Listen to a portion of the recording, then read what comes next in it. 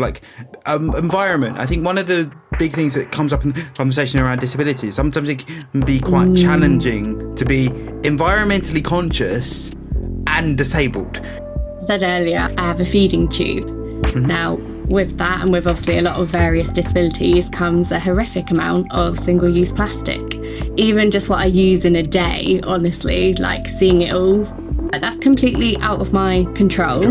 Yeah. And equally, you know, it should be on the big corporate companies who are making these products to have appropriate take-back schemes so that it can be recycled. Like, this is where I think, unfortunately, they're very good at doing it, society, but it's a you problem, whether it's disabled, whether it's the environment. It's a, oh no, you're the problem. It's not the big corporates doing all of this stuff. But what I do have control over, say, is my consumption. Blister packets on medication.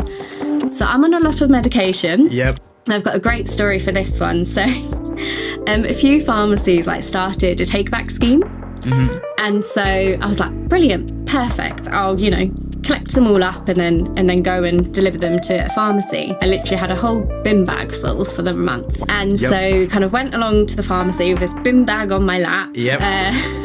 Rocked up and was just like, oh, you've got a take-back scheme. Brilliant. Can I give you all these blister packets? And then they pointed me to this tiny, and I mean I'm literally probably A4 size. And I was like, oh, right, okay. And there was a little letterbox window peep to put it through.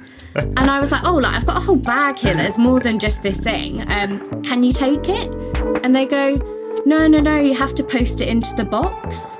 And I was like, firstly, this will take me probably an hour. Sorry. But so I was like, well, this will take me forever.